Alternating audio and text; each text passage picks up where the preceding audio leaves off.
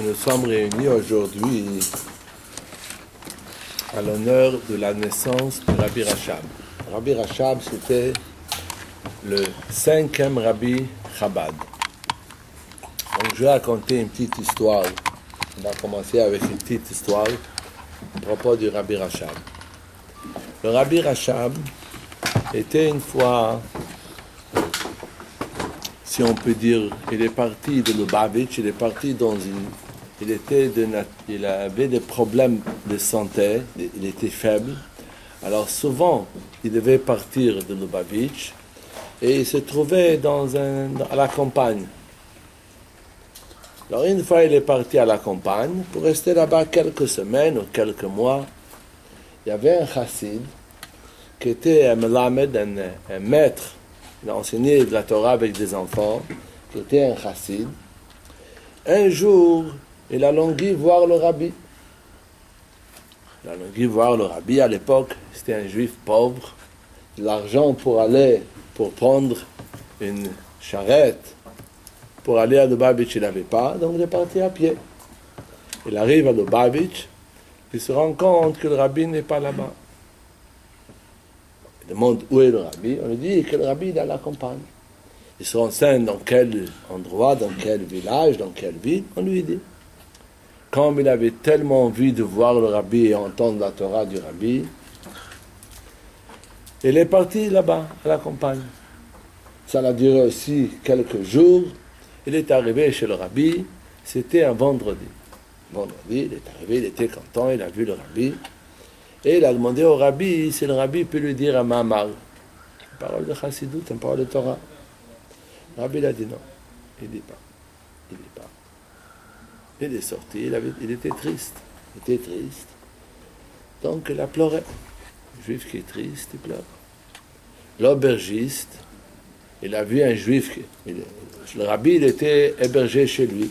Alors celui qui a hébergé le rabbi, il voit un autre juif qui est arrivé, il lui a arrangé aussi une chambre où être, et il voit que l'invité, il est très triste.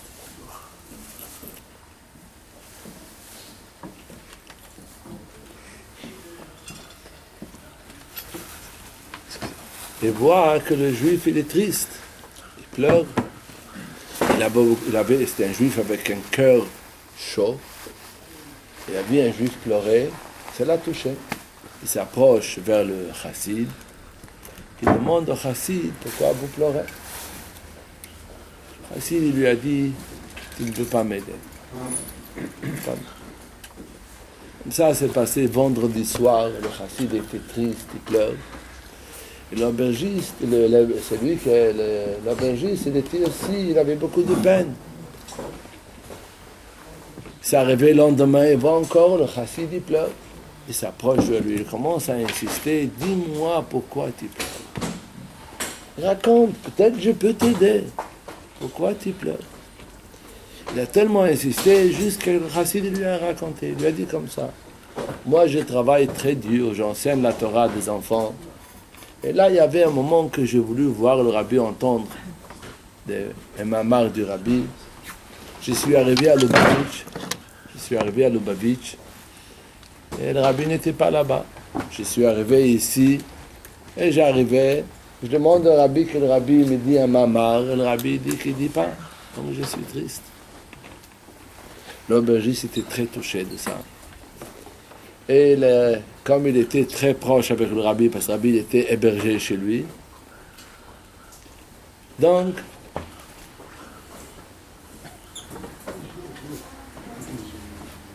dans la cuisine. Tu dis comment ça va?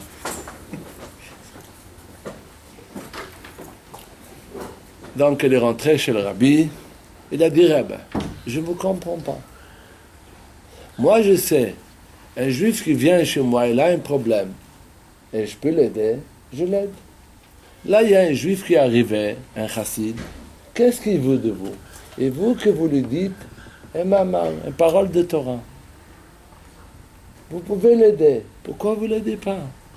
Le juif il est en train de pleurer. C'est Shabbat, il pleure, il ne peut pas se calmer. Et vous pouvez l'aider. Pourquoi vous ne l'aidez pas? Rabbi était touché de ces paroles-là et il lui a dit, va lui dire que je vais dire à maman. Très bien. Le aubergiste est sorti, elle arrive chez le chassid, lui dit, tu sais, j'ai réussi, le rabbi va te dire à maman. Le juif, il était content, et un petit moment plus tard, le rabbi appelait, et le rabbi lui a dit à maman. Après que le rabbi a dit le maman, le juif est sorti, il était rayonné de joie. Il était tellement content, vraiment, si on peut dire quelqu'un qui avait soif, il était dans un désert, il avait soif, et il n'en pouvait plus, et voici il a de l'eau. Vraiment, on voyait sur lui la joie, comment le mamar a fait sur lui. L'aubergiste était touché de ça aussi.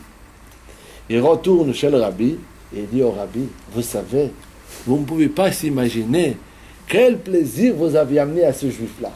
Comment il est tellement content. Grâce à vous, vous l'avez donné le mamar. L'aubergiste continue, dit au rabbi, Rabbi, dites-moi, est-ce qu'après mes 120 ans, quand je vais monter au ciel, est-ce que j'aurai un plaisir au Gan Eden, au paradis, le même plaisir comme ce juif-là de votre mamar? Il a vu comment le juif était tellement content. Il demande, est-ce que moi j'aurai le même sort de plaisir? Rabbi lui dit, je ne sais pas. Pas sûr. Alors il demande au Rabbi comment je peux réussir à avoir un plaisir au Gan Eden. Et là, le Rabbi lui a dit, c'était un juif simple, le Rabbi lui a dit de dire tous les jours le Tehillim. Comme ça, il aura Tehillim. C'est une petite histoire, mais laquelle on voit comment un juif qui voulait vraiment avoir un mamar du Rabbi, le Rabbi lui a donné. Quand on demande quelque chose au Rabbi, si on demande avec vérité, on réussit. L'chaim, l'chaim.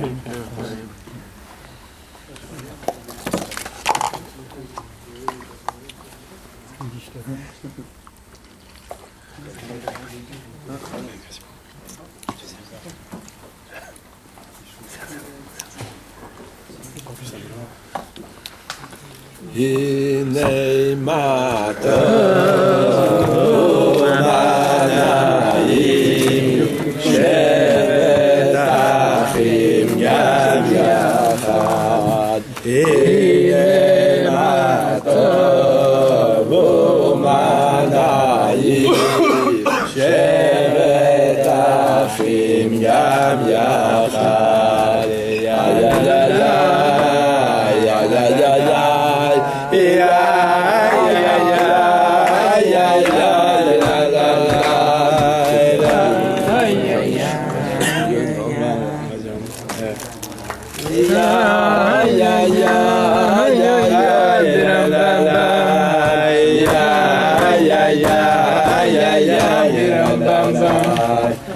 יא יא יא יא יא יא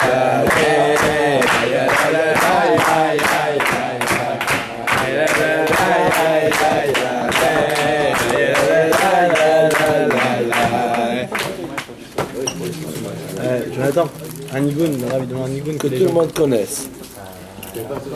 Vas-y, vas-y.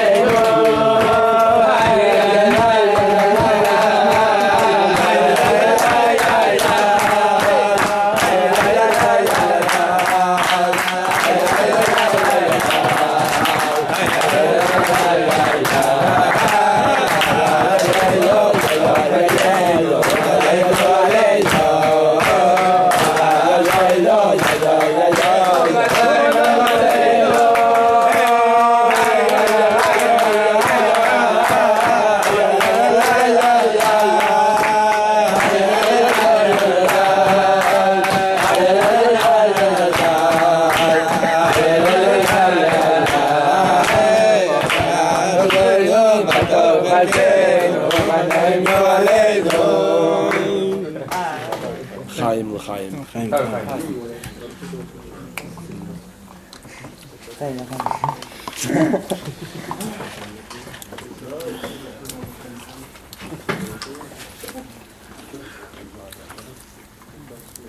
Comme aujourd'hui on vient de dire, c'est le jour d'anniversaire du Rabbi Rachab, donc je vais raconter encore une histoire par rapport au Rabbi, une histoire avec le Rabbi Rachab. On va essayer d'apprendre comment le Rabbi explique cette histoire.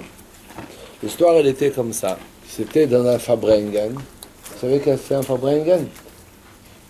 Oui. Une réunion chassidique. Il y avait le Rabbi Rachab qui était là-bas. Il y avait là-bas aussi un chassid qui était aussi sur le Fabrengen. Alors, au milieu du Fabrengen, il a demandé au Rabbi, qu'est-ce que c'est un chassid? Qu'est-ce que c'est un chassid? Le mot chassid, c'est un mot qui a beaucoup de significations. Il demande qu'est-ce que c'est un chassid. Alors le Rabbi lui a répondu, un chassid, c'est un qui allume des lanternes. Pour comprendre ça, je vais expliquer, à l'époque, dans les rues, il n'y avait pas comme aujourd'hui des lampes qui brûlent, qui s'allument automatiquement. Aujourd'hui, ça arrive la nuit, automatiquement, ça s'allume les lampes. À l'époque, il n'y avait pas ça. À l'époque, dans les rues, il y avait des lanternes, il y avait là-bas de pétrole, de l'essence, avec une mèche, et c'était entouré avec quelque chose en verre. En haut, il y avait un endroit où ça pouvait sortir, l'air pouvait rentrer et sortir. Et il y avait une petite porte, une petite ouverture. Et le soir, avant que ça tombe la nuit, il y avait une personne qui passait et il allumait tous les lanternes. Comme ça éclairait dans la rue. Ça dit, je ne sais pas combien de temps ça brûlait, ça dépendait combien d'essence on a mis. Il y avait une grande, réceptacle. Mais en tout cas, comme ça, les rues étaient éclairées. Alors comment c'était?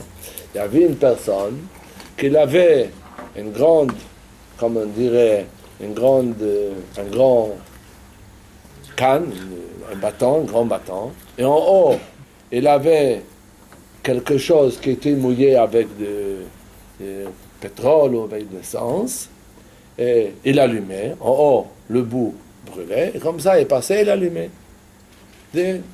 Donc, comme ça, il passait dans la rue, il allumait. Comme ça, les gens, quand ils marchaient dans la rue, c'était clair. Alors, Rabbi lui a dit, un chassid, c'est celui qui allume les lanternes. En russe, en yiddish, on dit un lanternenschik. Lanterne, ça veut dire la lampe. Un lanternenschik, c'est-à-dire celui qui allume ses lampes. Alors le chassid, il demande au rabbi, et si la lanterne se trouve dans un désert, est-ce qu'il faut aussi allumer la lanterne là-bas? Le rabbi lui dit oui. Et le rabbi il ajoute toujours ça, il a dit, il faut qu'il allume la lanterne dans le désert, comme ça, le désert, ça va éclairer le désert, donc le désert va remarquer qu'il est désert, il aura honte de soi-même. Et même les gens qui voudront s'approcher vont voir que c'est un désert, donc ils ne vont pas aller là-bas. Alors Chassid il continue, il demande, et si le lanterne se trouve dans la mer? Alors Rabbi dit, il faut se déshabiller, et il faut rentrer dans la mer, et là-bas aussi allumer. Alors le chassid, il demande, ça c'est un chassid? Rabbi a réfléchi, il a dit oui, ça c'est un chassid. Le chassid n'a pas laissé, il continue ces questions. Le chassid, il demande encore. Il dit, je ne vois pas de lanterne. Je ne vois pas. Il lui a dit, tu ne vois pas de lanterne, c'est parce que tu n'es pas au niveau de allumer. Pour ça, on ne te montre pas. Pour voir une lanterne, il faut s'élever plus haut. Là, on peut voir le lanterne et on peut allumer. Il y a encore une suite, mais d'abord, on va s'arrêter sur ces détails-là. Alors, le Rabbi dit que ces questions et les réponses de ce chassid-là, c'est le Rabbi précédent qui raconte. Alors, le Rabbi dit que dans les questions et dans les réponses, on peut retirer un enseignement pour nous. Le Rabbi explique qu'est-ce que c'est un juif. Un juif, il a une neshama, il a une âme, comme c'est marqué dans le pasuk, Ner Hashem Nishmat Adam. La bougie d'Hashem, la neshama d'un homme, c'est la bougie d'Hashem. Donc un neshama, c'est une bougie.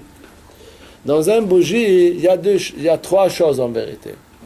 Il y a l'huile, ou comment ça s'appelle, le kérosine ou le kérosène. Il y a la mèche, et il y a le réceptacle où ça se trouve. Le but d'une bougie, ce n'est pas qu'il y a tout, il faut qu'il brûle, il faut qu'il éclaire. S'il n'éclaire pas, il ne fait pas sa fonction. Donc chaque juif, il a une bougie. Mais la bougie, elle n'est pas assez qu'elle est cachée chez la personne, elle doit éclairer.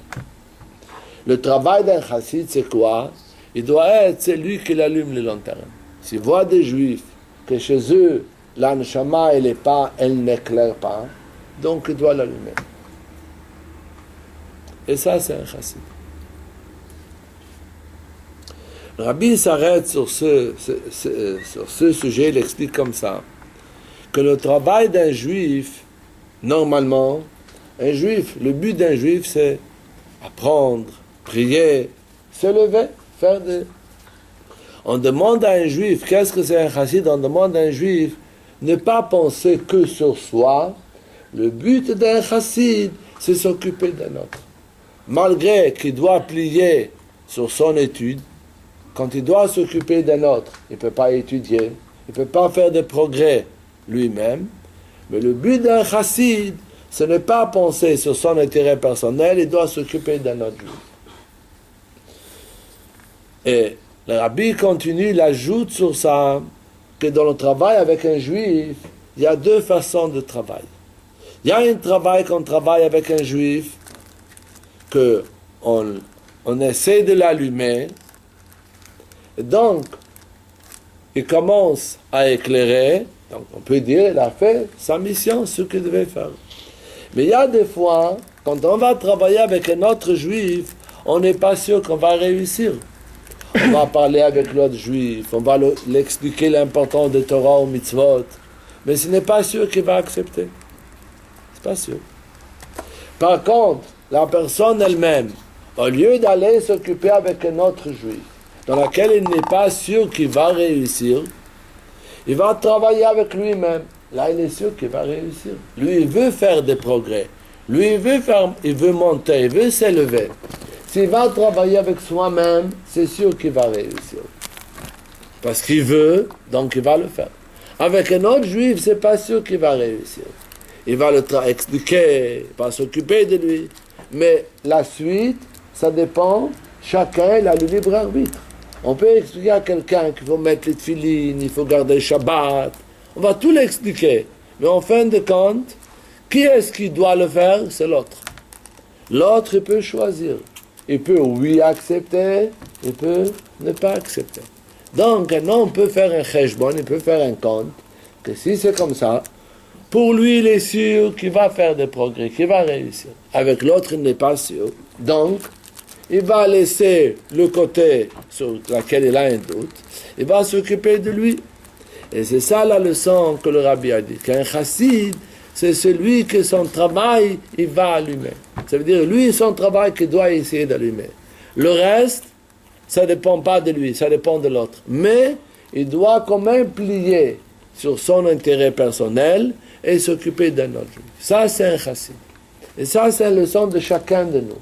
Chacun de nous, il a des amis, des copains, sur lesquels il peut leur parler, leur influencer, leur approcher. On ne peut pas obliger personne. Le but n'est pas obliger quelqu'un fait une mitzvah. Le but, il est travailler, l'expliquer.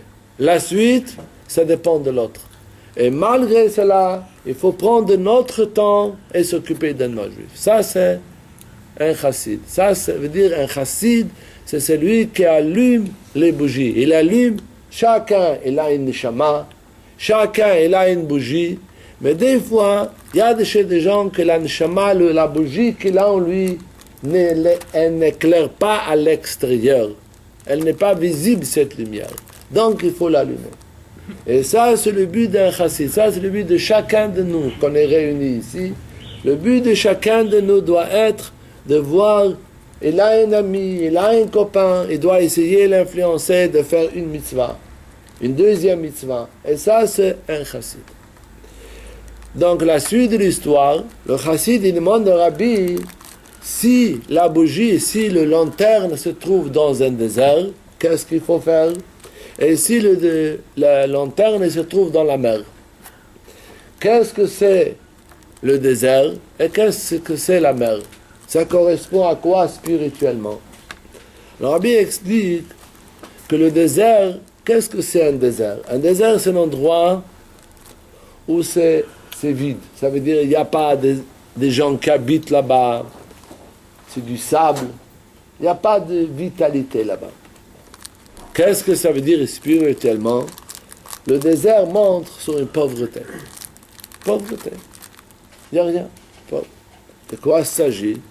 Il y a des gens qui sont pauvres matériellement et spirituellement. Lui, car le principal, on parle ici, pauvre spirituellement. C'est-à-dire pauvre spirituellement. C'est comme un désert qu'un homme n'habite pas dans le désert. Ça veut dire un homme qui est loin de Torah ou mitzvot, il est loin de connaissances, il n'est pas intellectuel, il est un homme simple. Et même des fois, ça peut être une personne comme ça, que dans son comportement, il ne se comporte pas comme un homme. Il n'est pas, si on peut dire, il n'est pas éduqué. Ça s'appelle désert. Alors la question, elle est, est-ce qu'avec une personne comme ça, il faut aussi s'occuper? Des fois, on peut se dire, un homme loin, un homme qui n'est pas civilisé, un homme qui n'est pas intelligent, il se comporte mal. Pourquoi s'occuper de lui? Et ça, c'est la leçon. Le rabbi dit, un chassid, c'est celui qui allume la bougie même dans le désert. Et qu'est-ce que le rabbi dit sur ça? Que quand on allume la bougie dans le désert, on allume le lanterne dans le désert, qu'est-ce qui se passe? le désert se rend compte, ça devient clair chez lui, il commence à avoir honte. Et les gens qui veulent s'approcher de lui se rendent compte qu'il n'est pas bien. Qu'est-ce que ça veut dire ici dans le sujet spirituel? Que des fois, un homme comme ça, qui se comporte mal, il n'est pas civilisé, si comme on a dit avant, il peut avoir des amis, il peut avoir des gens qui sont proches de lui, et il les influence aussi de faire du mal. C'est le désert.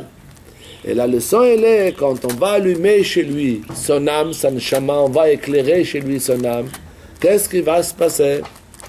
Les gens qui sont autour de lui, c'est vrai que pas d'un jour on change. Quand on réveille chez une personne le sentiment, le point de l'anshama, la lumière de l'anshama, on éclaire chez lui, c'est pas d'un jour au lendemain il change. Mais au moins, il a le temps de réfléchir qu'il n'est pas comme il faut, qu'il doit s'améliorer. Donc, ça a une influence aussi pour les gens autour de lui, qu'eux aussi sont influencés de ça. Et c'est ça un chassid, que même avec quelqu'un qui n'a pas de connaissances, il doit aussi s'occuper. Même quelqu'un qui n'est pas civilisé, même avec lui, il faut s'occuper.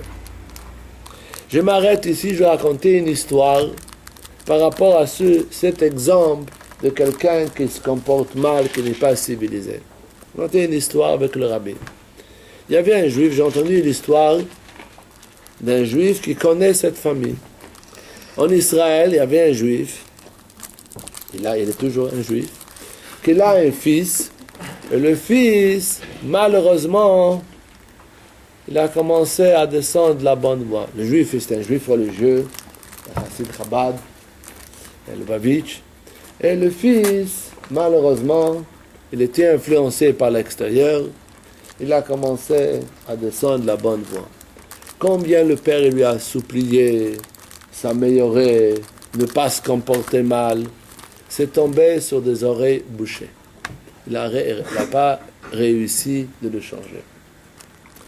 Petit à petit, le fils il est descendu tellement bas jusqu'à qu'il a trouvé des copains, des voleurs, des bandits. Donc, il faisait de temps en temps, il faisait des opérations, il volait chez des gens. Comme eux, cette famille-là, ils avaient un voisin qui était un juif aisé, et lui, il savait. Donc, il a raconté à ses copains, on peut faire une bonne opération, chose intéressante, on va voir mon voisin, on va s'occuper de lui. Très bien. Un jour, ils ont décidé, ils sont arrivés, ce juif-là, à la maison. Oui, j'oublie encore un petit détail. Le fils est parti de la maison de son père. Son père, il lui a tellement supplié de se comporter bien, il n'en pouvait plus, donc il a décidé, il part de la maison. Il s'est trouvé des copains, il est parti.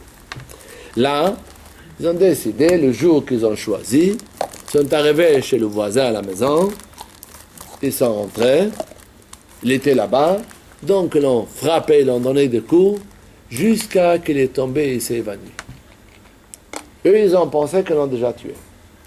Donc, ils ont volé tout ce qu'ils ont pu, ils ont cambriolé comme il faut, et ils sont partis. Ce juif-là, le victime, s'est passé, je sais pas, 1 heure, 2 heures, et il s'est réveillé de son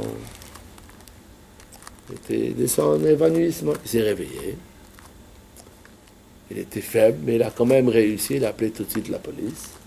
Et il savait qui est-ce, parmi les gens qui l'ont rendu visite, il y avait un qu'il a connu, le fils de son voisin. Donc, il leur a dit le nom. La police a cherché et on a trouvé le bon. On l'a trouvé. On a trouvé les copains. On les a mis tous en prison. Le père de ce garçon, il était très embêté. On peut s'imaginer. Son voisin, avec qui il est ami proche, et là, son fils est venu chez lui, il l'a presque tué, il lui a cambriolé. Il avait honte. La honte était tellement forte qu'il avait honte même d'aller dans la synagogue, parce qu'il sentait quand il va à la synagogue, les gens parlent que c'est son fils qui a frappé, les deux vont à la choule ensemble.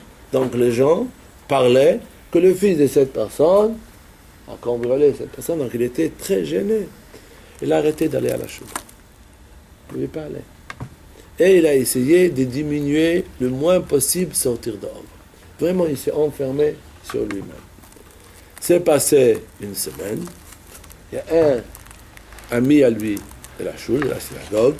Il voit que son ami ne vient pas, donc il l'appelle. Alors, comment ça va? Ça fait une semaine qu'on ne te voit pas où tu es, comment ça, il y a un problème? Il lui dit, qu'est-ce que tu veux que je te dise? Je ne peux pas. J'ai honte. Je ne peux pas me montrer, je ne peux pas montrer mon visage. J'ai honte. Je ne sais pas quoi faire. Et en plus, il lui dit, mon fils, il est en prison. Tout le monde s'en au courant. Je ne sais pas quoi faire. Et il continue. Combien de fois j'ai supplié à mon fils, ne fais pas les bêtises, sois un homme, comporte-toi bien, mais malheureusement, il n'a pas accepté. Donc, qu'est-ce que je peux faire? Je ne peux pas sortir dehors, je suis très gêné. Je ne sais pas. Donc, je m'enferme. L'autre lui dit, je ne comprends pas. Un problème comme ça, est-ce que tu as écrit au rabbi? Tu as demandé une bracha au rabbi? Tu as demandé un conseil au rabbi? Nous avons un rabbi. Pourquoi tu ne demandes pas? Il dit, tu as raison. Je dois demander au rabbi. Je vais le faire. Très bien. Donc, il a tout de suite écrit au rabbi. Il a demandé quoi faire. Premièrement, il a demandé qu'il a honte, il ne sait pas quoi faire. Deuxièmement, son fils il est en prison. Qu'est-ce qu'il doit faire? Comment il doit agir?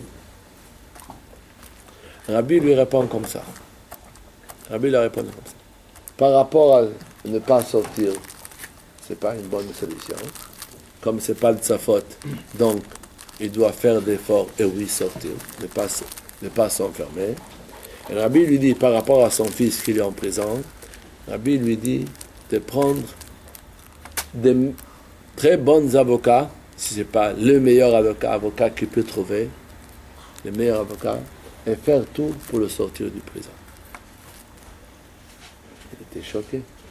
Lui, il ne pensait pas. Lui, il était sûr qu'il va le laisser, qu'il reste en prison, qu'il souffre. Il a mérité le prison, qu'il reste là-bas. Mais le rabbi lui dit de prendre des avocats pour le sortir du prison. Le rabbi dit, il faut faire.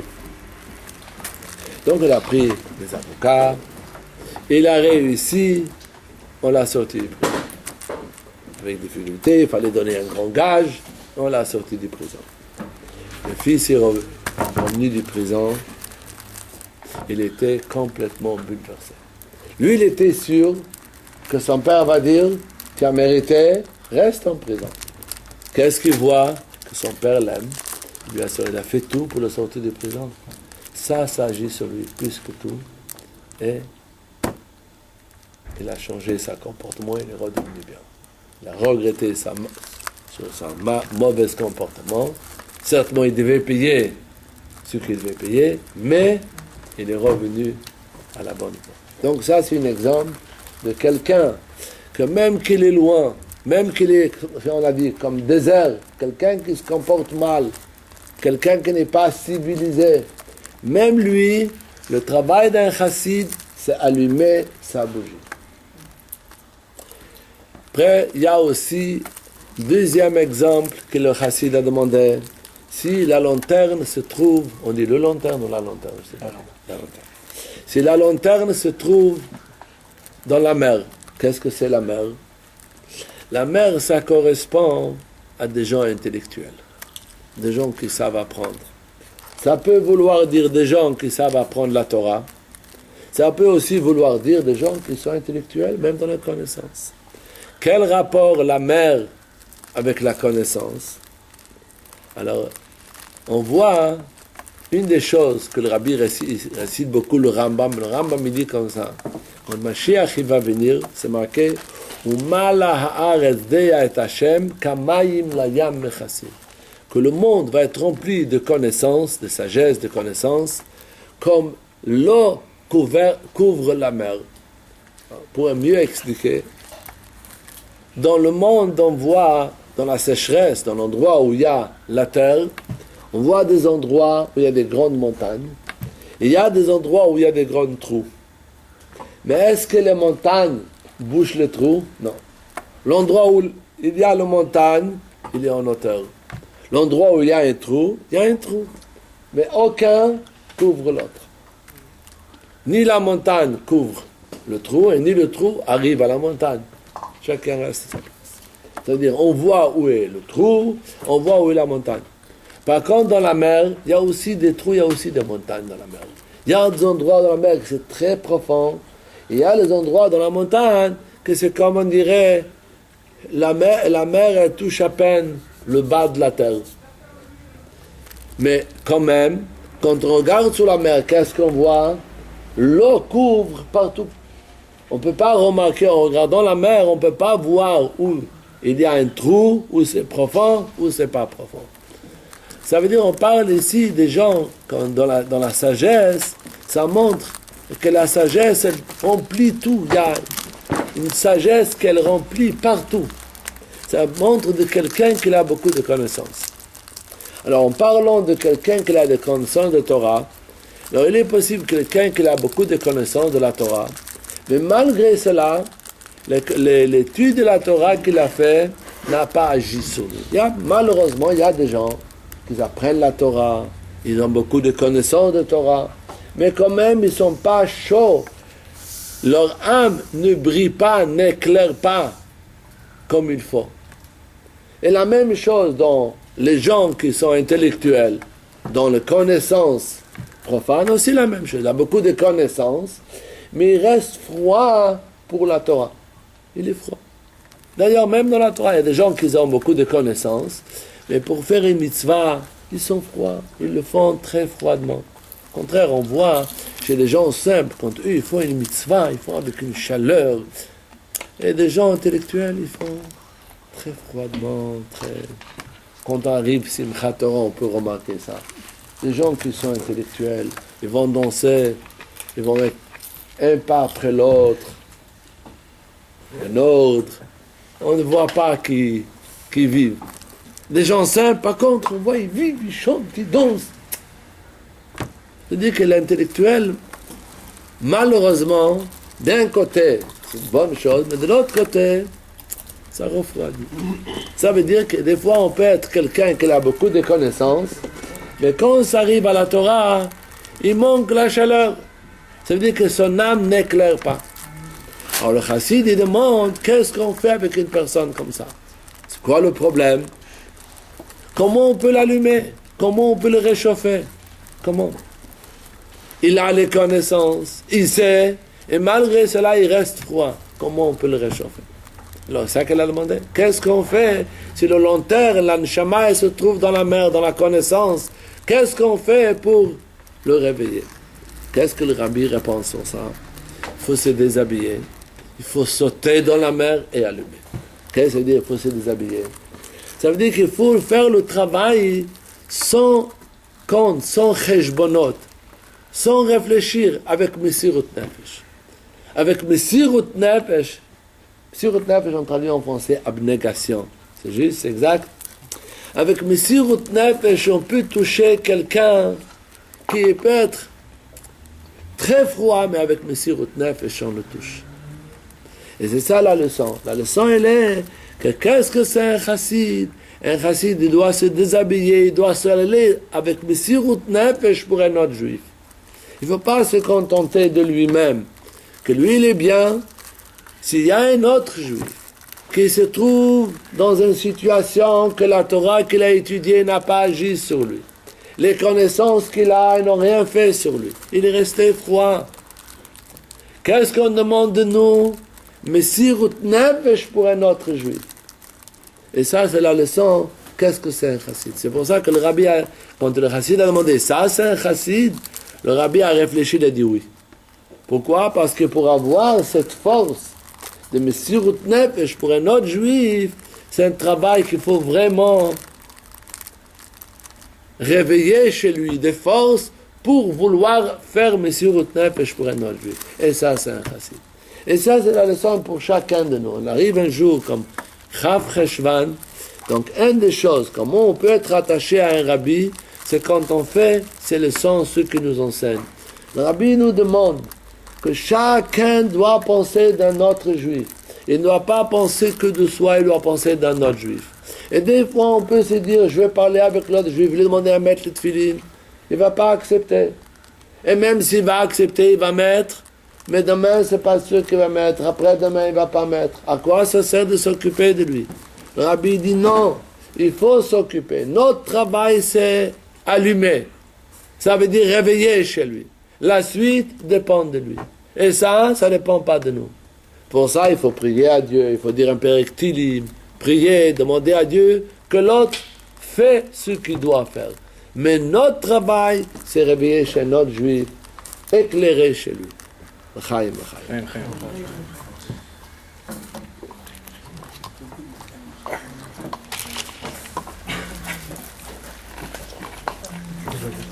Ya ya ya ya ya ya ya ya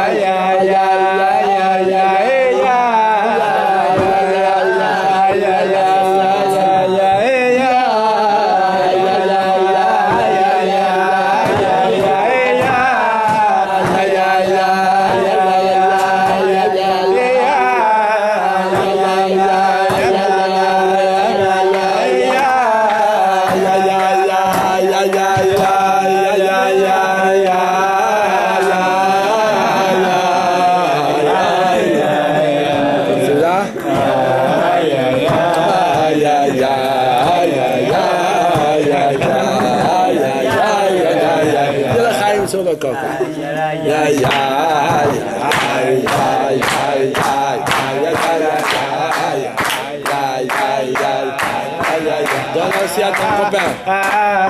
Le Chaim sur le copain. Oui.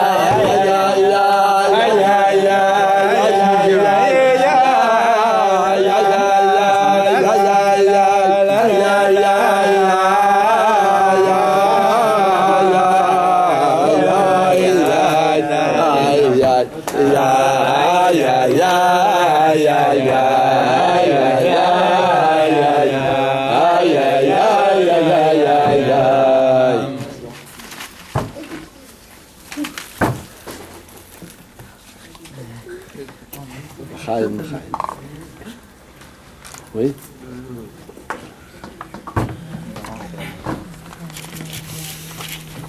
Chaim.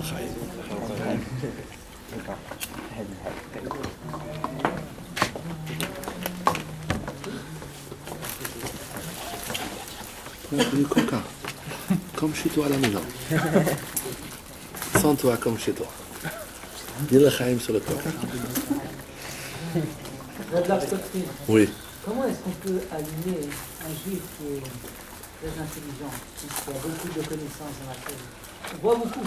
Avec Il y a Messirut beaucoup Nefesh. qui ont beaucoup. Oui, mais qui peut le faire?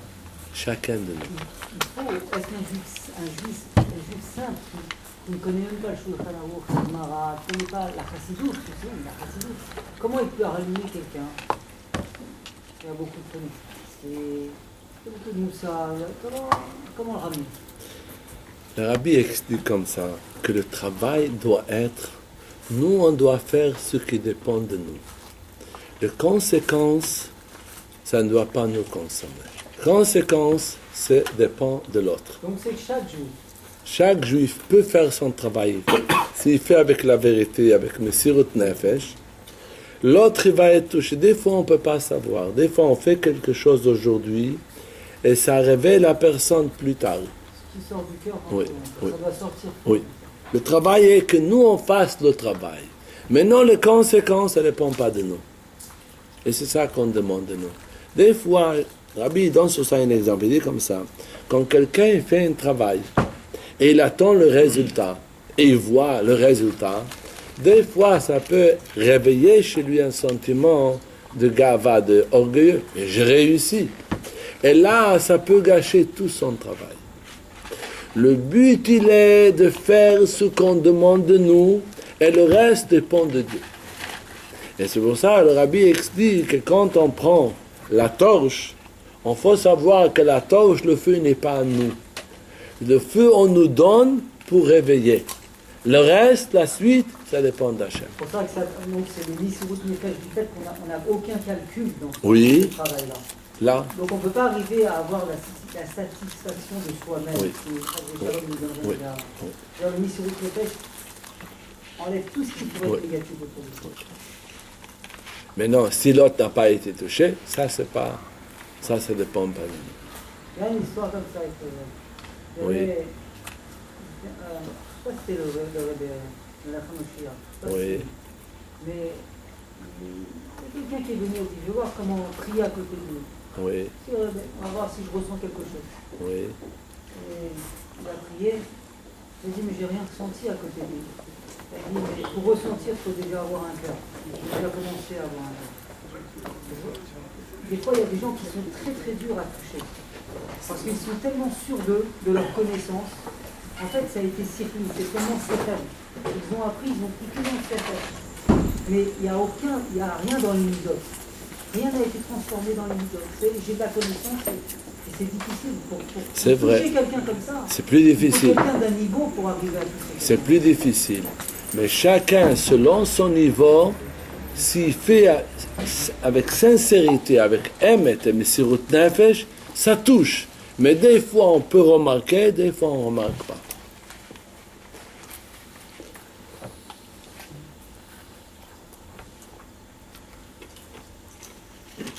Il y a une très longue histoire d'un des chassidim du Alter Rebbe. Il s'appelait Rabbi Baruch Mordechai de Babruisk. C'était un très grand rave. Et il avait un beau-frère qui n'était pas un chassid, c'était un misnagid, pas un chassid. C'était un juif qui avait beaucoup de connaissances.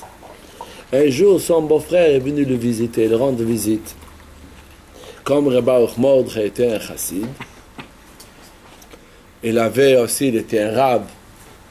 Donc il avait une choule dans laquelle il était rave. La choule à l'époque, elle avait 2 chambres. il y avait la chambre où on a prié, il y avait aussi un cheder sheni, deuxième chambre à côté, où les chassidim qui voulaient prier plus, barichot, ils priaient plus de temps, eux ils priaient dans la deuxième chambre, ça s'appelait cheder sheni. Donc ce beau-frère s'appelait Rabbi Vigdor, c'était un grand rave, il est venu chez Rabbi Mordechai pour le rendre visite. Rabbi Mordechai, il savait la grandeur, la connaissance de son beau-frère. Donc, il a préparé pour lui à la synagogue, qui fait un discours, qui fait un dracha, des livrets Torah. Kavod, honorer son beau-frère. Très bien. Il est arrivé, il a fait son discours, il était très fier de son discours, il était très content. Et après qu'il a fini son discours, il était fatigué, il était très fier, mais il était aussi un peu fatigué. Donc il est rentré dans le cheder sheni, dans la deuxième chambre à côté de la choule, pour se reposer là-bas. Donc il est rentré, et il s'est assis sur une chaise. Il y avait là-bas un juif qui était en train de prier. C'était un juif simple. On l'appelait Zalman Leib de Schmeisser. C'était un juif, que lui, à l'époque, il était un cocher. Donc, ce cocher-là, après que Baruch Mordechai s'est installé là-bas, alors ce cocher, il s'est attaché au Rav, et petit à petit, il a laissé son travail, et il s'est approché au Chassidim, et comme chez les Chassidim, on priait longtemps, donc il a décidé aussi de prier Barichut. Tout le monde a déjà fini la prière. Lui, il était en train de prier avec Kavana, selon ses capacités. Ce n'était pas un grand érudit, un juif simple, il priait. Quand Rabbi Vigdor a entendu la prière, il était touché, ça l'a touché. Mais il a demandé, c'est qui ce chassid qui prie? Alors Rabbi Mordechai lui a répondu que c'est Zalman Leib. Il le connaissait, il savait qui est-ce. Il a dit quoi? Zalman Leib. Mais lui, il est que le talent de quelqu'un qui prie. Ça veut dire, c'est une expression qui veut dire le talent d'un prieur, de quelqu'un qui prie. Ça veut dire que ça vaut rien. Il a comment ça s'appelle, méprisé. Rabbi Mordechai n'était pas content de cette réaction. Il a répondu sur place et lui a dit que le talent d'un prieur, c'est un niveau très haut. Il a dit, c'est une Mishnah. La Mishnah, elle dit, Akavia ben Mahalal el Omer, c'est un Pirkei Avot. Akavia ben Mahalal el dit, Histakel bishlosha dvarim ben ataba l'idée avera. Regarde sur trois choses, tu n'arriveras pas à faire une faute. C'est quoi les trois choses? Regarde où tu viens, où tu vas après, et devant qui tu dois donner un compte devant Dieu. Regarde où tu viens. Un homme, il vient d'une goutte comment ça s'appelle? Oui. Oui. Et où un homme, il va après 120 ans, il va à l'endroit où il y a des vers de terre, et devant qui on donne un compte? Devant Hachem. Donc quand un homme il réfléchit sur ça, il ne va pas faire de faute. Alors qui est-ce qui dit ça? Akavia ben Mahalal. Alors Rabbi Mordechai a dit comme ça. Akavia, ça vient de la racine du mot Eikev. Talon. Ben Mahalal. Mahalal, c'est deux mots. Halel et Keil, le nom de Dieu. Ça veut dire le talent de quelqu'un qui loue Dieu. Elle dit, regarde sur trois choses, et comme ça, on n'arrivera pas à une faute. Ça veut dire que des fois, il était touché de sa prière, mais il l'a voulu mépriser. Donc, la Mordechai lui a dit non. Donc, je veux dire que des fois, un juif simple qui fait la prière, ça touche. Ça l'a touché, mais il ne voulait pas accepter, donc là... C'est vrai que c'est difficile de toucher les gens qui sont intellectuels, et c'est très difficile à toucher. Parce que quelqu'un qui est simple, un juif simple, qui fait chouva, il a cet élan de revenir. Il donne tout son cœur, il donne toute cette sincérité. C'est dans Daniel, il parle. Après, il faut monter. C'est pour ça que... Mais lui, il est tellement dans un élan de tchouva, de sincérité, il doit avoir envie, il a envie de Dieu.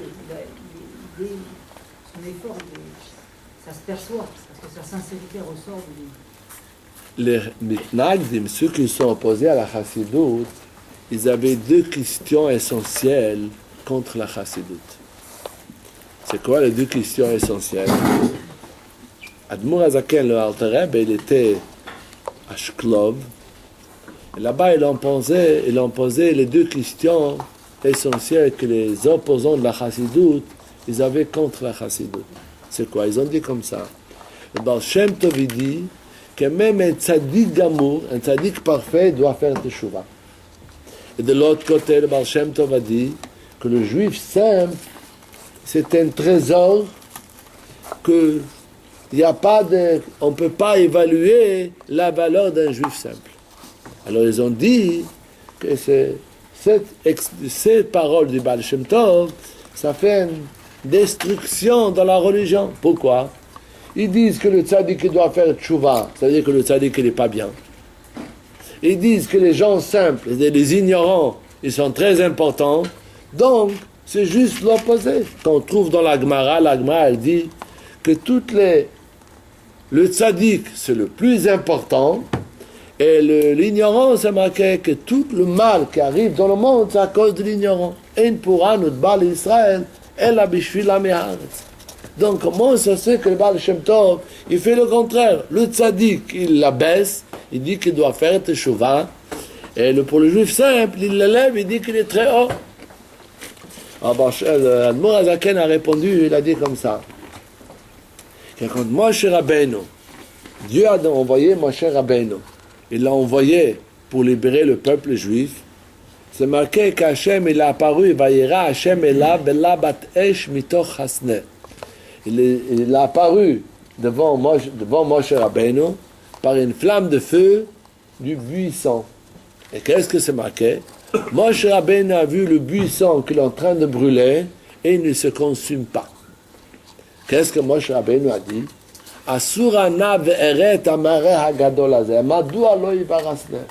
Je vais m'approcher vers le buisson, je vais voir cette vision importante. Comment ça se fait que le buisson brûle et brûle et ne se consume pas? Alors, Moaz Aken a expliqué comme ça, il a dit comme ça, que quand Moshe Rabbeinu devait devenir le maître du peuple juif, donc Moshe Rabbeinu, ça représente le tzaddik, le sneh, le buisson, représente le juif simple. Pourquoi? Le buisson n'a pas de fruits. C'est qu'un arbre qui n'a pas de fruits. C'est comme le juif simple. Quand Moshe Rabbeinu devait devenir le rabbi, le maître du peuple juif, Dieu lui a montré l'importance du juif simple.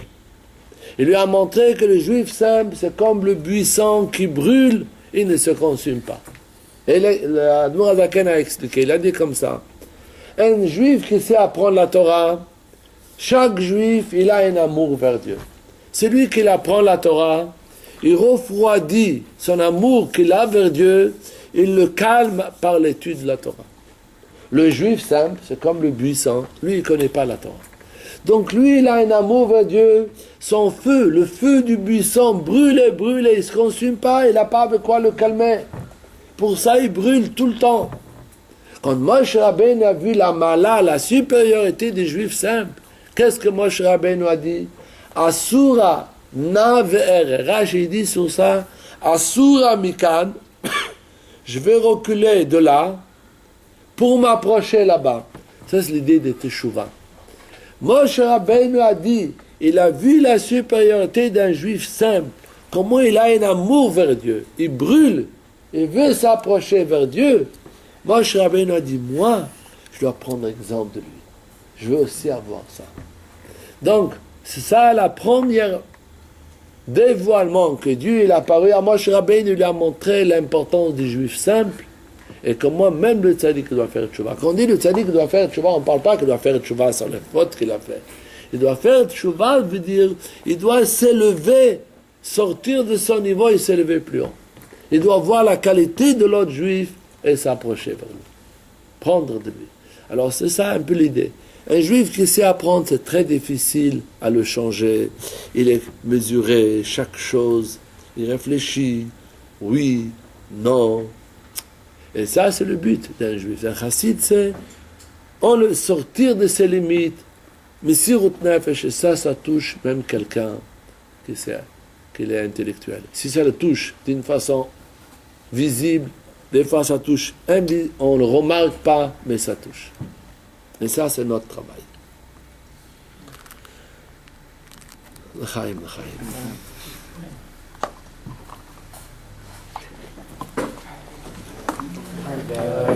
Daniel, pourquoi tu demandes de lui? Toi, tu veux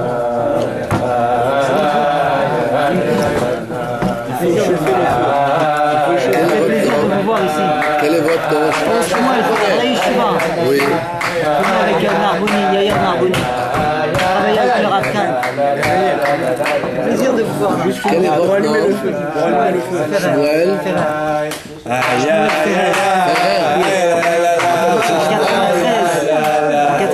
Oui, le visage.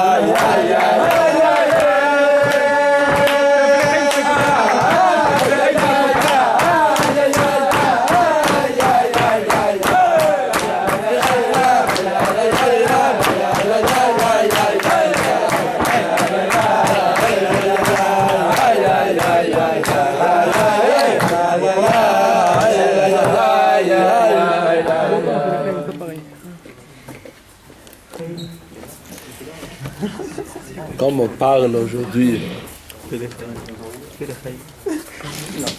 c'est marqué comme ça, qu'un juif doit être attaché à un tzaddik. Dans le Tanya, il explique l'importance d'être attaché à un tzaddik. L'attachement à un tzaddik s'exprime par trois façons. Par marshava, par dibur et par maaseh. Marshava veut dire par la pensée, dibur par parole, et maaseh c'est action. Ça veut dire comme ça, qu'un juif doit être attaché à un tzaddik. Dans la pensée, ça veut dire, on va tout expliquer qu'est-ce que ça veut dire penser. Action, c'est simple. Faire ce que le rabbi demande de nous. Quand on fait ce que le rabbi demande de nous, on est attaché avec lui. Et la même chose dans la parole. Quand on parle des paroles de Torah que le rabbi demande de nous, on est attaché avec sa parole. Même dans la pensée, quand on pense ce que le rabbi demande de nous, donc c'est aussi un attachement. Mais il y a encore une façon de s'attacher. Quand on raconte une histoire d'un tzaddik, comme c'est Maaseh, on est attaché aussi avec le Maaseh du tzaddik. Quand on récite une parole de Torah que le rabbi a dit, on est attaché avec sa parole. Quand on chante un nigun d'un rabbi, on est attaché avec la pensée. C'est marqué que le chant, c'est la plume du cœur. Dans le chant, on peut exprimer des sentiments qu'avec la bouche, on ne peut pas l'exprimer. Le chant, c'est marqué, c'est la plume du cœur. Donc, je vais raconter, on va commencer par Maïsé, une parole du rabbi. J'ai récité une sikha du rabbi par rapport au long terme que le rabbi explique cette histoire. Donc, on a déjà parlé un peu. On va parler encore un peu plus tard à propos d'une parole du rabbi. Mais là, je vais raconter une histoire du rabbi, ça c'est Maïsé. L'histoire que j'ai lue il n'y a pas longtemps, ça m'a beaucoup touché. Donc, je vais participer avec vous. C'est l'histoire d'un juif, il raconte comme ça. Je ne sais pas si vous avez... La plupart des gens, je ne crois pas qu'ils ont été à New York chez le rabbi. Malheureusement. Pas encore. Non, mais je veux dire, quand le rabbi était matériellement, la majorité n'était pas là. Okay. Je pense que même dans les vidéos on voit, c'est pas la même chose. Mais un peu décrire comment c'était le Fabringen, comme ça, on va un peu comprendre l'histoire. Le Fabringen du rabbi, c'était comme ça. Le rabbi était assis, il y avait une longue table. Environ longue comme ça, ou même plus longue, ça dépend des années. Le rabbi était assis à table. Autour, il n'y avait personne. Autour de la table, il n'y avait personne. Il y avait des gens, chashuvim, des rabbanim chashuvim, étaient assis derrière. Il y avait des rangées, des bancs derrière. Si vous voyez dans les photos, dans les vidéos, on voit derrière le rabbi des gens avec des barbes blanches. C'était des bancs derrière. Mais pas devant la table, il n'y avait personne. D'un côté, au bout, c'est-à-dire à droite, il y avait son beau-frère qui était assis, pas de ce côté, mais de ce côté. C'était son beau-frère. Et sinon, autour, il n'y avait personne. Il y avait de temps en temps, il y avait Rabbi Chodakov qui n'était pas assis à table, il était assis avec une chaise à côté de la table, avec le visage vers le rabbi. Il était un peu plus loin. Et il y avait aussi, il y avait un grand rab de Philadelphie, il s'appelait Rabbi, comment il s'appelait? Rabbi Yales, Rav Yales, c'était un grand rab. Quand il venait quelques fois dans l'année, c'était un homme important. Il était assis de ce côté, plus vers la table, mais aussi vers le rabbi, mais pas devant la table. Assis comme ça, comme ça. Mais sinon, il n'y avait personne autour. Maintenant, sur le côté, il y avait des estrades où on était debout, des centaines et des milliers de personnes. Devant, alors la table du rabbi était sur l'estrade, donc c'était plus haut. Donc, en bas de l'estrade, il y avait des tables comme ça, dans la longueur. Et il y avait des gens qui étaient assis. À la fin, il y avait encore des gens qui étaient debout, comme une pyramide. Et des deux côtés, il y avait des pyramides. Les gens étaient debout. Ils regardaient sur le rabbi. Quand le rabbi parlait, on écoutait le discours que le rabbi disait. Et entre-temps, entre chaque discours, on chantait. Quand on chantait, le rabbi, il encourageait. Et en même temps, le rabbi, il regardait sur les gens. Et chacun qui voulait dire le Chaim au rabbi, alors il tendait un verre avec un peu de vin ou un peu de mashke, il tendait la main. Et quand le rabbi, il arrivait en regardant sur la personne, et le rabbi remarquait qu'il tient le verre, le rabbi disait le Chaim Livracha, à voix basse. On chantait, on ne pouvait pas entendre. Mais le rabbi envoyait sur les lèvres, le rabbi faisait avec la tête, il dit le Chaim Livracha. Vous pouvez remarquer sur les lèvres qu'il dit le Chaim Livracha. Donc la personne qui a rencontré la vie du rabbi et que le rabbi lui a dit le Chaim Livracha, il comprenait que le rabbi lui répond, il buvait. Donc c'est passé. Des fois on devait attendre 5 minutes, 10 minutes. Parce que le rabbi il repassait comme ça. En même temps qu'on chantait, il faisait avec la tête pour encourager, mais en même temps il regardait sur les gens, il répondait. Il y avait des fois, des exceptions, où le rabbi montrait à des gens comme ça, c'est-à-dire dire le Chaim. Alors la personne qui était concernée, des fois, quand le rabbi lui a dit dire le Chaim, il tendait le verre pour dire le Chaim, le rabbi lui montrait, alors des fois il pouvait y avoir un petit verre, il y avait, vous savez, des petits verres, le rabbi lui montrait comme ça. Prends un grand. Ça veut dire, prends un grand et remplis. Ok. Alors, le Seder était que le rabbi, au moment qu'on chantait, le rabbi répondait le Chaim à les gens, mais c'était intéressant que le rabbi regardait, des dizaines de fois, on pouvait voir que le rabbi s'adresse à toi-même, il te répond à toi, le Chaim Livracha. C'est pas qu'il répond à 2 ou 3 personnes. On pouvait remarquer comment le rabbi s'arrête sur une personne qui lui répond à chacun, à chaque individu. À tel point c'était... Des fois, je pouvais attendre, je voyais le rabbi a répondu à la personne qui était à droite, à gauche, je remarquais, mais pas à moi. Et après, le rabbi me répondait, j'ai compris que c'est moi et je répondais. Alors, j'ai lu une histoire, et ça m'a beaucoup touché. Une histoire d'un juif. Et là aussi, on voit comment c'est important. Pas seulement la parole est importante, mais même la pensée est importante. Il raconte comme ça. Lui-même, la personne raconte l'histoire. Il raconte comme ça. Lui, il était une fois sur le Fabrengen. Il n'était pas un chassid Chabad. Il est venu, curiosité, il a entendu du rabbi. Il voulait voir un juif religieux. Donc, il est venu chez le rabbi. Et il était au Fabrengen. Il s'est bien poussé comme il faut. C'était pas facile. Et il a vu que tout le monde dise le Chaim. Alors, il voulait aussi dire le Chaim. Mais il avait un verre, il avait, mais il n'avait pas de vin.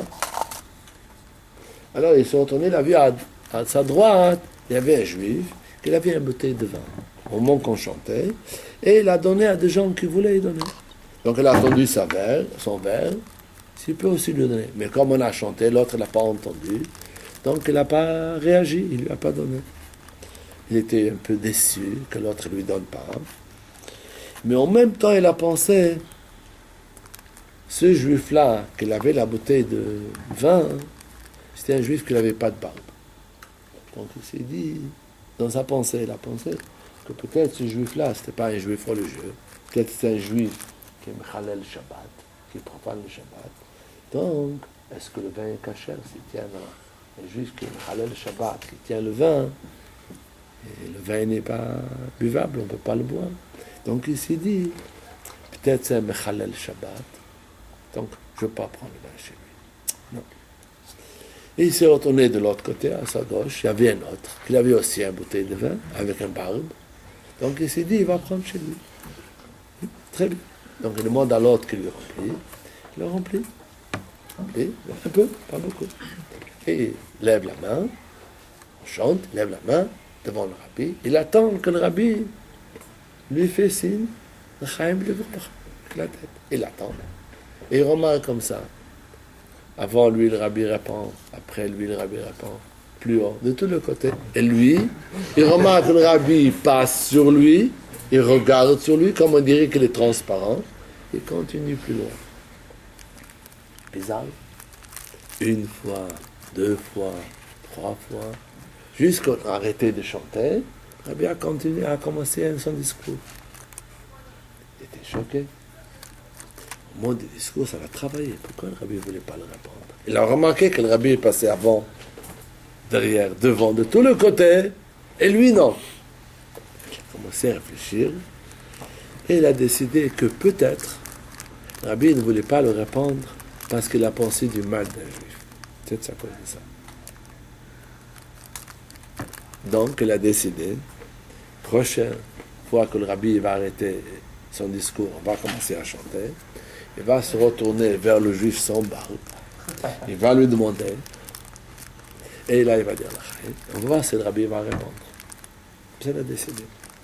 Donc il s'est retourné vers lui, il a décidé qu'il a mal pensé, il regrette pour avoir pensé du mal, et quand le rabbi a arrêté son discours, on a commencé à chanter, il s'est retourné vers l'autre sans barbe, il lui demande,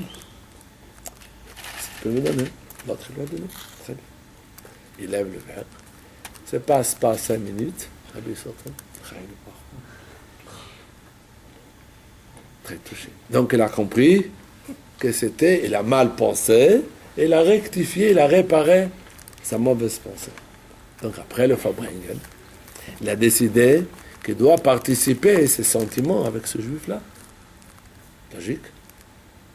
Il s'adresse vers le juif, il dit, Rabbi, je voudrais vous raconter quelque chose, mais avant que je vous raconte, je vous demande pardon. Peut-être ça peut vous blesser, je vous demande pardon, mais je voudrais vous raconter la grandeur de notre Rabbi. Et il lui raconte l'histoire. Au début, il a mal pensé, donc le rabbi ne lui a pas répondu. Et dès qu'il a changé sa pensée, le rabbi l'a répondu. Donc, vous voyez comment le rabbi est grand. L'autre lui dit, ça s'appelle grand, je vais te raconter une histoire, ce qui s'est passé avec moi. Et là, tu vas voir, est-ce que le rabbi sait les pensées des gens. Il dit, écoute, moi je suis un juif riche, un juif aisé. Mais j'étais loin de la religion. J'étais loin.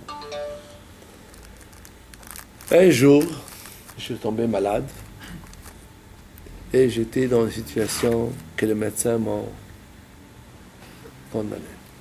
À tel point que les médecins ont décidé qu'il faut le sortir de la chambre où il était, le mettre dans la chambre où les gens meurent. On m'a sorti de la chambre, j'étais inconscient, rien du tout. On m'a sorti de la chambre. Soudain, au milieu, sur le chemin, je me suis réveillé et j'ai levé la main. Je me suis réveillé, j'ai levé la main. Ils ont vu ça, c'était un bon signe. Ils m'ont ramené en retour dans la chambre. Et petit à petit, je me suis amélioré et je suis sorti de la situation grave. Je suis venu guéri, tu me vois bien, je suis guéri. Je suis venu guéri. Je suis un businessman, je gagne bien, je suis riche. Un jour, après que j'ai guéri, je reçois le New York Times. Je reçois à chaque fois, mais un jour, j'ouvre le New York Times, qu'est-ce que je vois? La photo du rabbi. Je vois la photo du rabbi, ça m'a commencé à réveiller ma mémoire, et je me rappelle que j'ai vu cette personne-là. Je commençais à réfléchir où je l'ai vu, et là je me suis rappelé. Je me suis rappelé comme ça. Quand j'étais malade, j'ai senti que je suis mort. Je suis mort. Je suis monté en haut. J'ai vu dans mon, si on veut dire dans mon rêve, que je suis monté en haut. Et là-bas, je suis arrivé devant un tribunal. Ils ont condamné que j'ai rien à faire sur le monde. J'ai pas fait du bien dans ma vie, donc j'ai fini le monde. Après avoir décidé ça, il y avait une annonce. Si quelqu'un peut dire du bien de cette personne, qu'il vienne dire. Soudain, il dit, je me rappelle dans mon rêve, entre guillemets, je vois ce rabbin-là que je vois dans le journal, juif avec une barbe blanche, s'approche, il dit, j'ai du bien à dire sur cette personne-là. Cette personne-là n'a pas eu d'éducation juive, c'est pas de sa faute. Laissez-lui descendre sur terre, laissez-lui vivre, il pourra réparer, il pourra faire encore beaucoup de bonnes choses. Donc laissez-le vivre. Et à ce moment-là, je me suis réveillé. C'est là que je me suis rappelé. Là que je levais ma main, je me suis réveillé. J'ai dit, si c'est comme ça, je suis obligé, minimum, appeler cette personne, lui dire merci, minimum. J'appelle ma secrétaire, je lui demande, tu as lu l'histoire? J'appelle ma secrétaire, je lui dis, trouve-moi le numéro de ce rabbin, appelle-le, et fais un rendez-vous pour moi. Elle appelle, c'était l'histoire, elle s'est passée il y a 30 ans environ. Elle appelle, on appelle, ça passe quelques minutes, elle revient, elle me dit que le rabbin ne répond pas. On lui a dit au secrétariat que le rabbi ne répond pas au téléphone. Donc, et j'ai commencé à rire. J'ai dit, ils ne savent pas avec qui ils ont affaire. Fais-moi le numéro, moi je vais parler, tu vas voir. Donc, elle fait le numéro, elle compose le numéro, prend l'appareil. Alors, oui, je voudrais voir le rabbin. Est-ce que je peux parler avec le rabbin? Je veux parler avec lui. Il dit non. Quoi? Je vais parler avec lui. Pourquoi non? Le rabbi ne répond pas au téléphone. Je donne $20,000 pour que le rabbi me réponde. Le rabbi ne répond pas. Je donne $100,000 que le rabbi me répond. Le rabbi ne répond pas. Le rabbi, même le président américain appelait le rabbi, voulait parler avec le rabbi, mais le rabbi ne répond pas de téléphone. Il ne parle pas au téléphone. Bizarre. Alors je demande, est-ce que je peux voir le rabbi? Et oui. Quand est-ce? Tous les jours. Quand le rabbi vient pour faire la prière, tu peux le voir. Bizarre. Je suis obligé d'aller le voir. Donc, je demandais à quelle heure on prie. On me dit, le matin, lundi et jeudi, le rabbi rentre à 10h pour entendre Kriyat Torah. Après, il y a Mincha à 3h15. Arvit à 7h moins quart. Donc, je peux venir quand je veux. Pas besoin de rendez-vous. Tu viens comme tout le monde. Tu peux voir le rabbi. Bizarre. Mais, il veut absolument voir le rabbi. Il dit, je suis arrivé. C'était le matin. J'ai dit, je vais aller le matin. J'ai oublié, il habitait à Baltimore. Un juif il habitait à Baltimore. Donc il est venu exprès à New York. Il est arrivé à New York. Il est arrivé une demi-heure avant. Il s'est dit, il va attendre. Le rabbi il va sortir, il va lui parler. Il arrive au 770. Il demande par où le rabbi va passer. On lui montre la chambre du rabbi. Le rabbi va sortir de sa chambre. Il va entrer en face. Il y a la petite synagogue pour entendre Kriyat Torah. Très bien. Le couloir est vide. Il s'est dit, très bien. J'ai tout pour moi. Très bien. Ça passe. Il est arrivé une demi-heure avant. Il attend. Ça passe un quart d'heure. Petit à petit, le couloir commence à se remplir. Se remplir. Des mamans avec des enfants. Ça devient plein et il n'a pas de place. Alors, il s'est mis à côté de la boîte de tzedaka. Tu vois aussi, juste à côté de la choule, il y a une boîte de tzedaka, juste à la porte où on rentre dans la synagogue, dans la choule. Je me suis mis là-bas et j'attends. Il arrive 10h, le rabbi sort de sa chambre et il commence à distribuer des pièces aux enfants pour donner la tzedaka. Ça a duré 10 minutes, il distribue. Moi, j'attends, je veux parler, j'attends. Le rabbi a fini de distribuer. Il s'approche vers la boîte de tzedaka, où je me trouve. Il met une pièce dans la boîte. Et il regarde sur moi. Il me dit, moi je sais et toi tu sais. À quoi ça sert de parler? Et il rentre. Donc est-ce que le rabbi sait? Oui, il ne sait pas. Ça m'a touché. Donc les religieux, comment c'est important, pas seulement la parole est importante, même la pensée. Ne pas penser du mal d'un juif. L'chaim, l'chaim.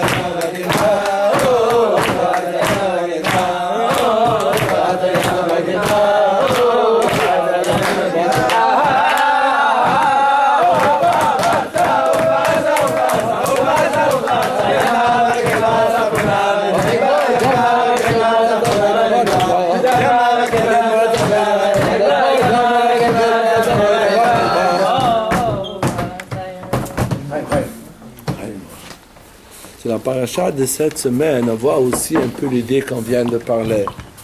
C'est marqué dans la paracha, on dit un pasuk, V'Avraham Zaken Baba Yamim. Tout le monde connaît le pasuk, c'est un pasuk très connu, qu'Avraham était vieux, il est arrivé dans les jours. Qu'est-ce que ça veut dire?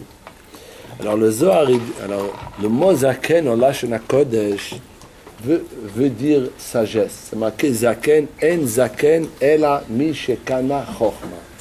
Zaken veut dire quelqu'un qui est sage. Le mot Zaken, en vérité, c'est une abréviation. Ze kana. Zaken, c'est deux mots. Ze kana. Celui-là acquis. Qu'est-ce qu'on a acquis? La sagesse. Si on a acquis la sagesse, on a acquis tout. On n'a pas acquis la sagesse, on n'a rien. Donc Zaken veut dire sage. Qu'est-ce que ça veut dire Baba Yamim? Il est arrivé dans le jour, ça veut dire qu'il a fait de bonnes actions. C'est un peu l'idée qu'on a dit avant. Avraham Avinu était la perfection. D'un côté, il a eu beaucoup de connaissances, perfection dans la connaissance. Et de l'autre côté, il est arrivé dans le jour, ça veut dire dans les actions. Chaque jour était plein avec de bonnes actions. Chez nous, c'est difficile de demander chez nous, de chacun de nous, être en perfection dans la connaissance et dans l'action. C'est difficile. Mais au moins, chacun de nous doit apprendre un peu à voir l'idée, c'est-à-dire faire des efforts pour l'étude, et aussi chacun de nous doit faire des efforts pour les bonnes actions. Pour raconter une histoire par rapport aux études, je vais raconter une histoire, là on voit qu'est-ce que ça veut dire Messirut Nefesh, l'abnégation pour Torah ou Mitzvot. C'est un juif qui raconte, si vous savez, à l'époque de Nicolas, le tsar Nicolas, c'était un très grand rachat,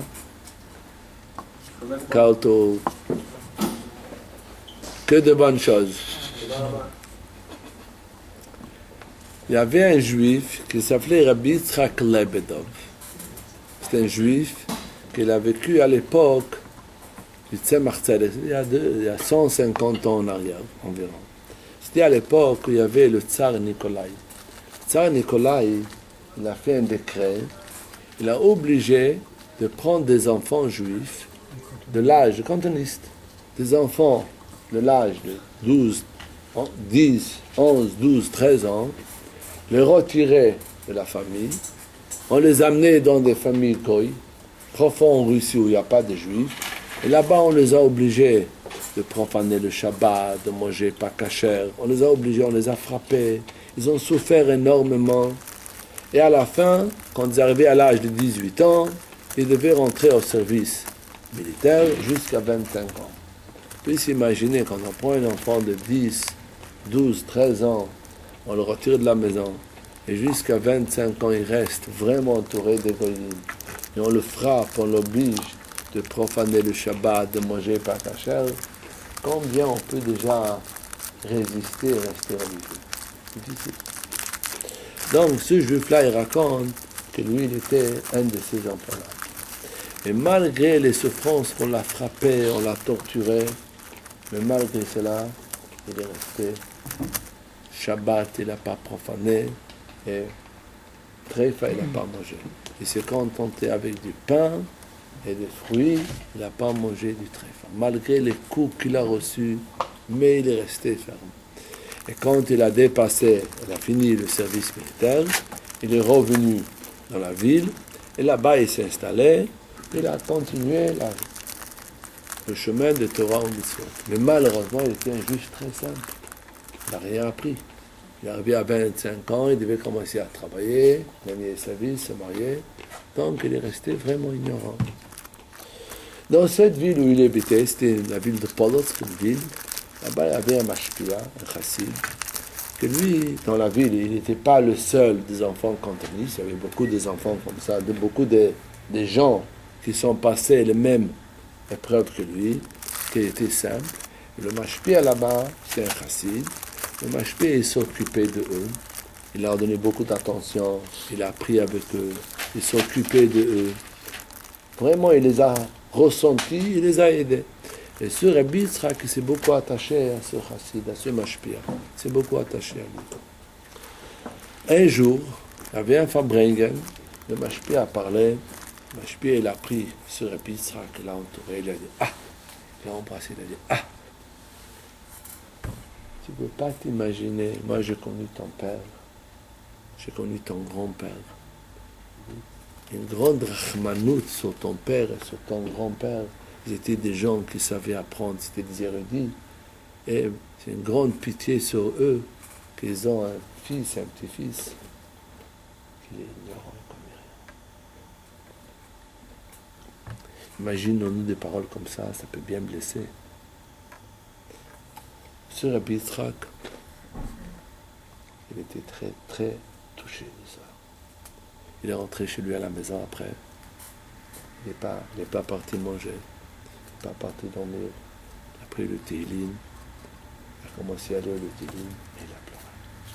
Il a pleuré du fond du cœur. Ça l'a vraiment blessé. C'est pas de sa faute. Mais malheureusement, il ne connaît rien, il est ignorant. Il a pleuré. Il a commencé à lire le Tehillim. Avec des larmes chaudes. Il a lu jusqu'à qu'il est tombé. Il était tellement fatigué, il s'est endormi sur le Tehillim. Il s'est endormi sur le Tehillim. Il voit dans le rêve, il voit son père. Son père est venu chez lui dans le rêve. Son père lui dit, écoute, il lui a appelé par son prénom, il lui dit, Yitzhak, écoute, va chez le rabbi, ça sera bien pour toi. Mais va chez le rabbi. Il n'a jamais vu, il n'a jamais été chez le rabbi. Le Tzemach Tzedek, c'était l'arrière-grand-père du rabbi. Il dit, va chez le rabbi, ça sera bien pour toi. Il s'est réveillé, il était sous l'influence du rêve. Le lendemain, il est parti voir son mashpia, il lui a raconté le rêve. Le mashpia lui a dit, écoute, un rêve comme ça, il faut le réaliser. Il faut que tu parles. Mais il lui a dit, ne raconte à personne, ni du rêve, et ni que tu parles chez le rabbi. Mais il faut que tu parles chez le rabbi. Quand tu vas revenir, tu me racontes qu'est-ce qui s'est passé. Donc, pendant quelques semaines, il a rangé ses affaires pour pouvoir partir chez le rabbi. Il est arrivé chez le rabbi. Il a eu de la chance, il est rentré en Yechidut chez le rabbin. Il a écrit sur le papier, quand on rentrait chez le rabbin, il a écrit sur le papier, il est un des cantonistes. Et il a écrit aussi son nom qui demande une bracha. Le rabbi a lu son papier. Le rabbi lui a dit, j'ai connu ton père, j'ai connu ton grand-père, c'était des gens très chassidim. Et le rabbi lui a demandé de lui raconter toutes les souffrances qu'il est passé quand il est cantoniste. Toutes les souffrances. Il a raconté comment les coups qu'il a reçus pour ne pas vouloir travailler Shabbat, ce qu'il a reçus pour ne pas manger pas kasher. Il a raconté toutes ces souffrances qu'il est passé là-bas. Il raconte, quand je racontais, Rabbi était assis et de ses yeux saints ont coulé de larmes. Rabbi a pleuré. Il a raconté toute sa vie. À la fin qu'il a fini de raconter sa vie, Rabbi lui a dit, il a donné un seder quoi apprendre. Il a donné quoi apprendre chaque semaine. Après, le Rabbi lui a dit, il lui a souhaité d'être un chassid. Il est sorti, il était très encouragé. Il est revenu dans la ville. Il a raconté à son mashpia ce que le Rabbi lui a dit. Son mashpia lui a dit comme ça. Si le Rabbi t'a dit d'être un chassid, il t'a souhaité d'être un chassid, on ne peut pas être un chassid sans apprendre la chassidut. Donc, il lui a fixé avec lui tous les jours, apprendre avec lui chassidut. Au bout de 10-15 ans, Chassid raconte, j'ai travaillé très dur jusqu'à ce que je suis arrivé au niveau que j'étais capable d'apprendre tout seul quelques lignes de l'écoute Torah. Et il a senti que c'est élevé. Ça, c'est l'histoire. J'ai lu cette histoire m'a beaucoup touché. Quand on lit cette histoire, c'est une histoire très... On voit l'importance, on a dit avant, la supériorité des Juifs simples. Là, on voit la richesse, l'importance, la grandeur des Juifs simples. Un Juif comme ça, il n'a pas eu l'occasion d'étudier la Torah. Pourquoi? C'est pas de sa faute. On l'a arraché par force de la maison. On l'a arraché par force de où il s'est trouvé. On l'a amené. Qui? C'est Hachem. On l'a amené dans une ville loin où il y a loin des Juifs. On l'a fait souffrir, on l'a torturé pour profaner Shabbat, pour manger tréfa. Et lui, il a eu Messirut Nefesh, il avait l'abnégation, il a tout lutté. Et il est resté un Juif religieux. Arrive ça, Mashpia, qu'est-ce que le Mashpia lui a dit? Ils rachmanout sur tes grands-parents. Pourquoi ils ont un petit-fils ignorant? Un homme normal, comment il va dire? C'est de ma faute? C'est pas de ma faute, c'est la faute d'Hachem. Pourquoi on me reproche? Chez lui, ça a éclairé la lumière de l'Anshama. La vérité l'a touché. Ça l'a touché. En fin de compte, c'est pas de sa faute. Je sais pas la faute de qui, mais en fin de compte, ça lui manque la Torah. Ça l'a touché. Un juif comme ça, je ne sais pas si on peut dire à notre époque, un juif comme ça aurait été un tzaddik. Un juif qui a souffert pour être un juif religieux. Et il était petit. Des fois, on peut dire un juif qui a déjà 20 ans, 30 ans, 40 ans. Il a déjà étudié, il a déjà des bases. Et il a lutté pour être un juif religieux. Lui, c'était un enfant de 10, 11 ans, là. Un enfant. Mais il est resté avec toute la force. Il a lutté pour rester un juif religieux. Chez lui, ça a éclairé vraiment sa neshama, ça a éclairé. Quand on lui a dit qu'il ne sait pas apprendre ses grades, ça l'a touché. Il ne s'est pas révolté. Ça l'a touché parce qu'il a ressenti que ça lui manque. Il a pleuré et Dieu lui a aidé. Son père est venu chez lui dans le rêve, il lui a donné un conseil. Va voir le rabbi, ça sera bien pour toi. Ça, c'est une leçon pour chacun de nous. Chacun de nous, c'est vrai, on ne dépend pas entièrement de nous. Nous n'avons pas tellement le temps d'étudier, on n'a pas eu d'éducation. Mais chacun de nous doit réveiller chez lui des forces de temps en temps, venir apprendre, s'acquérir des connaissances. Et ça, c'est une chose qu'on voit, comme on l'a dit avant, chez les Juifs simples. Les Juifs simples, chez lui, ça éclaire l'âme. Des fois, un juif simple comme ça, il est beaucoup plus haut qu'un tzaddik, entre guillemets. On peut voir un juif qui apprend toute la journée, il prie 3 fois par jour, avec kavana, très bien. Mais chez qui la neshama est claire? Chez le juif simple. Et c'est ça la leçon de chacun de nous. Essayez de prendre l'exemple du juif simple. Comment on peut s'attacher à Dieu? Seulement quand on ne fait pas des comptes, on ne fait pas des cheshbonot, on fait la volonté de Dieu.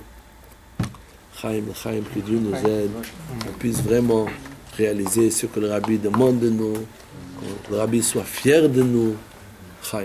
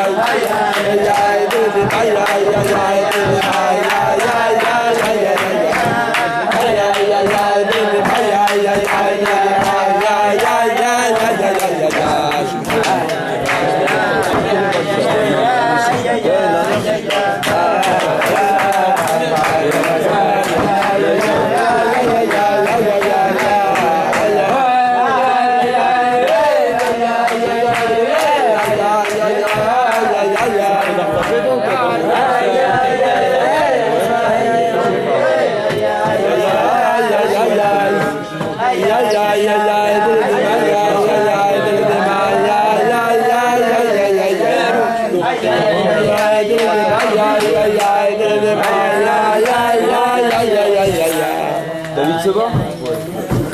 Je ne vais pas vous retarder. Ah non, ça ne vous retardez pas. Ah, mais c'est sympathique.